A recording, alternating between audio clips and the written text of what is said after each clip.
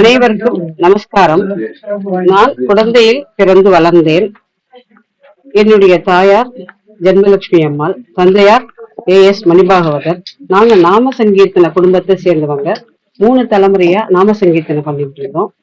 நான் பிறந்ததுல இருந்து 2 வயசு 3 வயசுல இருந்தே அந்த நாம சங்கீர்த்தனத்தையே பாடி அதுலயே கேட்டு கேட்டு கேட்டு பகவான்கிட்ட பக்தியா ஆராதனை பண்ணி, அதற்கப்புறம் ஸ்கூல் டேஸ்ல இருந்து நாங்க நாம சங்கீர்த்தன ப்ரோக்ராம்லாம் நிறைய பண்ணிருக்கோம். அதுக்கப்புறமா 72 மேலக்கர்த்தா வர்ணங்களும் 35 தாள வர்ணங்களும் போட்டிருக்கேன். ஏற்கனவே 12/12/2012 ரிலீஸ் பண்ணோம். இப்போ 2024 ராக களஞ்சியம் என்கின்ற புஸ்தகத்தை எழுதியிருக்கேன்.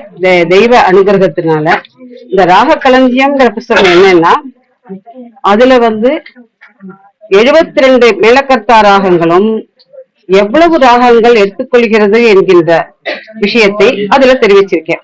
அதை பத்தி என்னுடைய மகள் தெரிவிப்பார். நிறைய புக்ஸ் நம்ம பார்த்திருப்போம். ஒரு சில புக்ஸ் எதுக்கு இருக்கும்னாக்கா, வர்ணத்தை பேஸ் பண்ணி நிறைய புக் இருக்கும், கீர்த்தனையை பேஸ் பண்ணி நிறைய புக் இருக்கும், சாங்ஸை பேஸ் பண்ணி நிறைய புக் இருக்கும். ஆனா வர்ணம், கீர்த்தனை, சாங் எல்லாத்துக்குமே பேஸ் எது அப்படின்னு பார்த்தோம் அப்படின்னாக்கா ராகங்கள்.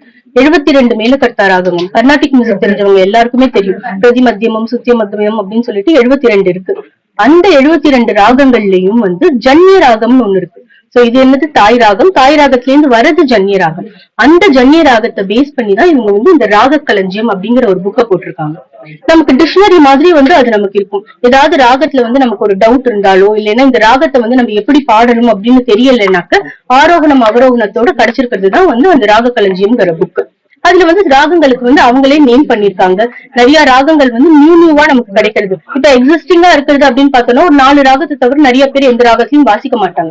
பட் இப்ப இருக்கிற யங்ஸ்டர்ஸ் எல்லாம் அப்படி கிடையாது. இன்னும் நிறைய கத்துக்கணும், இன்னும் நிறைய பண்ணணும். புதுசா பாடல்களை ஒரு ஸ்லோகமா இருக்கட்டும், அப்படி இல்லைனாக்கா திருக்குறளா இருக்கட்டும், அது இசை வடிவில கொண்டு வரணும்னு நினைக்கிறதுக்கு யங்ஸ்டர்ஸ் நிறைய பேர் வராங்க. சோ அந்த மாதிரி இருக்கிற யங்ஸ்டர்ஸ்க்கு எதுக்கு போட்ட ராகத்திலேயே போடணும், ஏதாவது புதுசா போடணுமே அப்படின்னு நினைச்சாங்கன்னா, ராகத்தோட ஆரோகணம் அவரோகணம் அவங்களுக்கு தெரியாது. அந்த ஆரோகணம் அவரோகணத்தை தெரிஞ்சுக்கணும் அப்படின்னாலும், எக்ஸ்ப்ளோர் பண்ணணும் அப்படின்னு நினைக்கிறவங்களுக்கு கண்டிப்பா இந்த ராக களஞ்சியம் அப்படிங்கிற ஒரு புக் ரொம்ப யூஸ்ஃபுல்லா இருக்கும்.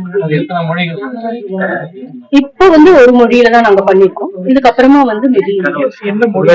எழுதிருக்காங்க. இதுக்கு முன்னாடி அவங்க என்ன புக் எழுதிருக்காங்கன்னா, 72 மேலக்கர்த்தா ராகத்துக்கும் வர்ணங்கள் போட்டிருக்காங்க. இப்ப வர்ணம் அப்படின்னு பார்த்தோம்னா எல்லாருமே 72 மேலக்கர்த்தாக்கும் போட்டிருக்க மாட்டாங்க. இவங்க 72க்கும் போட்டிருக்காங்க. 35 தாள வர்ணங்கள் இருக்கு. அந்த 35 தாள வர்ணத்துலயும் தனியா வர்ணம் இருக்கு. கீர்த்தனை எல்லாரும் பண்ணுவாங்கன்னா வர்ணம் அவ்வளவா பண்ண மாட்டாங்க. வர்ணம்ங்கிறது base of Carnatic music. So அந்த பேஸ் ஆஃப் கர்நாடிக் மியூசிக் ஸ்ட்ராங்கா வரணும் அப்படிங்கிறதுதான் திருமதி ருக்மிணி சிவகுமார் அவங்களுடைய ஒரு கோலாவே இருக்கு. சோ எல்லாருமே ஸ்ட்ராங்கா இருக்கணும் பேஸ்ல அப்படிங்கிறது. அதுக்காக வர்ணம் நிறைய பேர் நிறைய வர்ணம் பண்ணணும் அப்படின்னு நினைச்சீங்கன்னா, கண்டிப்பா இந்த 72 தாள வர்ணங்கள், அதுக்கப்புறம் மேலக்கர்த்தா வர்ணங்கள் புக்கை நம்ம வாங்கிக்கலாம். இது 2வது புக்.